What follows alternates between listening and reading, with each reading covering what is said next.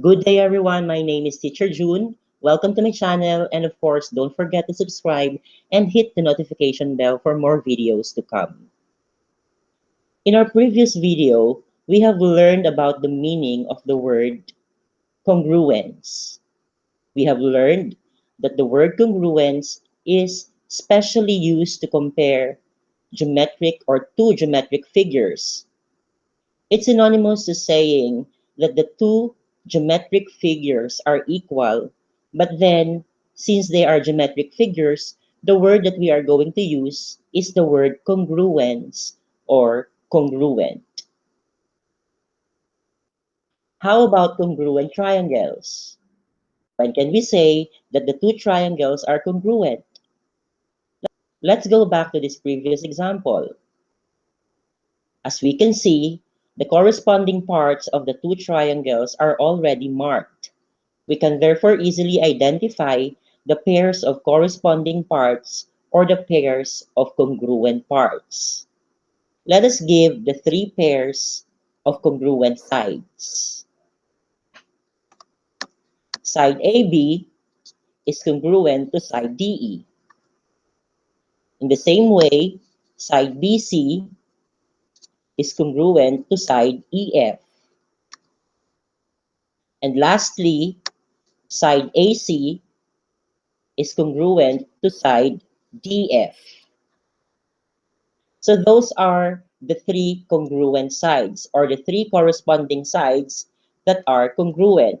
How about the three pairs of congruent or corresponding angles? The first one we have is angle A and angle D. So angle A is congruent to angle D. Next is angle B and angle E, meaning angle B corresponds to angle E. So therefore, angle B is congruent to angle E. And finally, we have angle C corresponds to angle F, or we can say that angle C is congruent to angle F. As we can see, there are 6 statements here saying that the 6 corresponding parts are congruent. Therefore, we can say that the two triangles here, triangle ABC and triangle DEF, are congruent. Because if 6 pairs of corresponding parts are congruent, then the triangles are congruent. So in conclusion, we can say that triangle ABC is congruent to triangle DEF. How did we know that triangle ABC is congruent to triangle DEF? We can therefore conclude that the two triangles are congruent because all the 6 pairs of corresponding parts are congruent.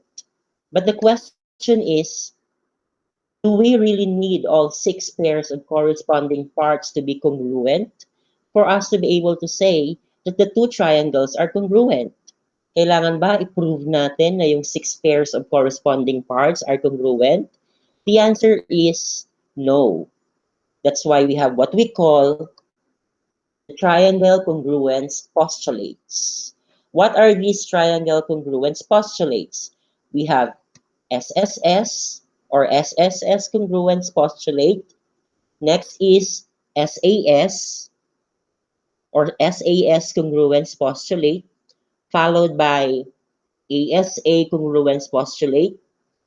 And then we have AAS Congruence Postulate. And finally, we have HL Congruence Postulate.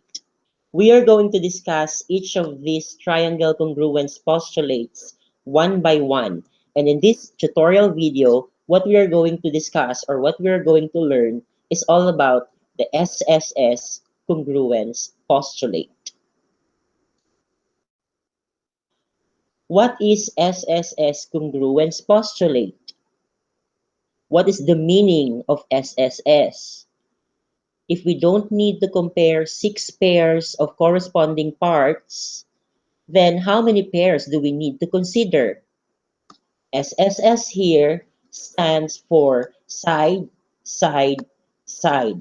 So obviously, The corresponding parts that we need to consider in these congruence postulates are the three sides. And for us to be able to have a clearer understanding of SSS congruence postulate, let us read this one. SSS congruence postulate. If three sides of one triangle are congruent to three corresponding sides of another triangle, then the triangles are congruent. So ibig sabihin, we need to compare three sides of the first triangle to the three sides of the second triangle. What is the condition? The three sides of the first triangle should be congruent to its corresponding three sides on another triangle for us to be able to say that the two triangles are really congruent. So this time we don't need to compare the angles. If we know that the three sides of one triangle are congruent to the three sides of another triangle, then it automatically means that the two triangles are congruent even without comparing their angles. Let's take a look at this triangle. We have one triangle here, and let's have another. As we can see, the two triangles are obviously congruent. They have equal length and angles. But what if they are not positioned like this? What if they are placed beside each other or at a considerable distance, just like this one? Can we easily say or can we easily identify that they are congruent? Although they seem to be congruent, but then we are not sure that really the two triangles are congruent. So we need conditions. But before that, let us name the first triangle, triangle ABC, and the second triangle, triangle DEF. With the help of these tick marks, we can now easily identify the three corresponding sides or the three pairs of congruent sides. So therefore, we can say that these two triangles are congruent by SSS postulate. Why? Because side AB here is congruent to side DE, side BC is congruent to side EF, and side AC is congruent to side TF. So there are three corresponding sides that are congruent. So therefore, we can conclude that the two triangles are really congruent.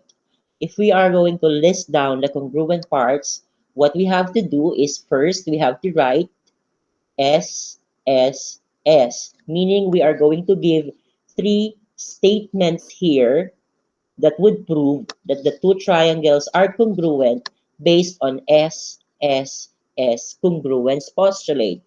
Can we give a statement about the first corresponding sides or the first pair of corresponding sides?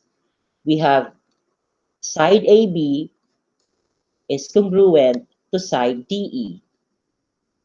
We also have side BC is congruent to side EF.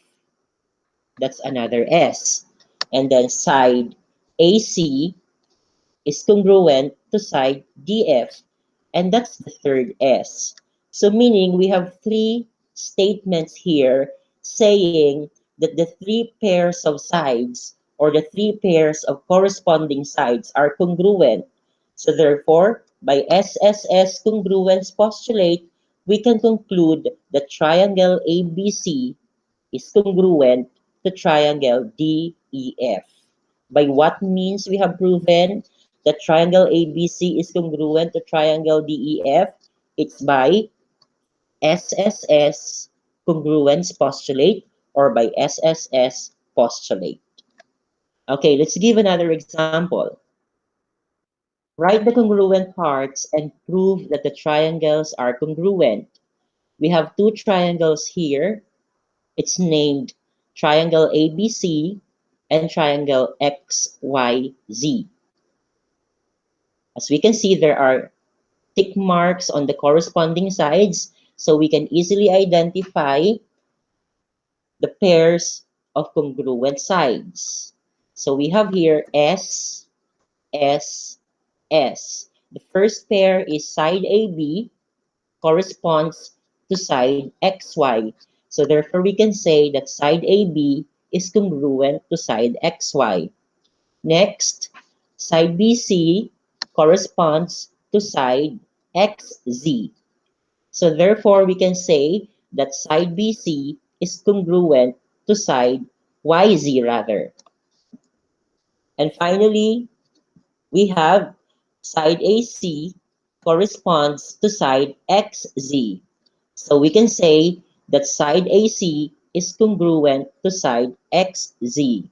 So therefore, we have here three statements saying that the six pairs of corresponding sides are congruent. So by this, we can conclude that triangle ABC is congruent to triangle XYZ by SSS postulate. Okay, so let's have another example. Suppose we have two triangles here. As we can see in this illustration, we have obviously two triangles. The name of the first triangle is triangle PQR, and the second triangle is triangle SQR. This one is triangle PQR, the left triangle, and the triangle at the right is named triangle SQR. So we have obviously two triangles, triangle PQR and triangle SQR. And in this illustration, there are corresponding sides that are marked. So we can easily identify that these pairs of corresponding sides are really congruent. But the problem is there are only two pairs of corresponding sides are marked. So we can have S, S. Bakit dalawang S lang? Because there are two pairs of sides that are marked congruent. So therefore, we can say that side PQ corresponds to side SQ, or side PQ is congruent to side SQ. The second pair of sides are side PR corresponds to side SR, or simply side PR is congruent to side SR.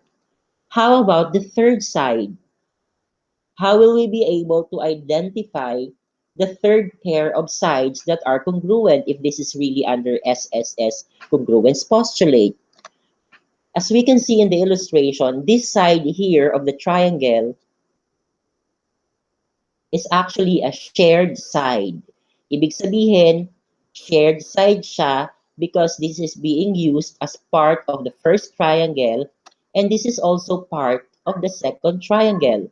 In this case, we can actually identify this part here to be the third part of congruence, to be the third pair of sides that are congruent, meaning side QR corresponds to itself, or side QR is congruent to itself, and that is what we call reflexive property of congruence. In that way, we have identified the third side, which is side QR is congruent to itself.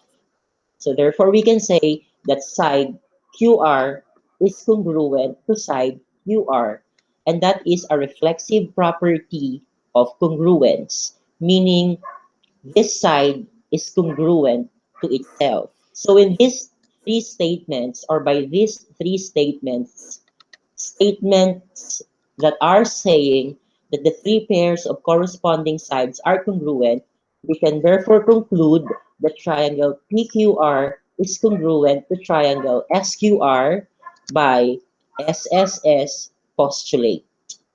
Okay, so that's our last example. Let us try this one. Let us see if you can answer this one by your own. Identify the three congruent parts or list down the three congruent parts and then determine whether the two triangles are congruent. Okay, so that will be all for today. Again, God bless everyone and good day.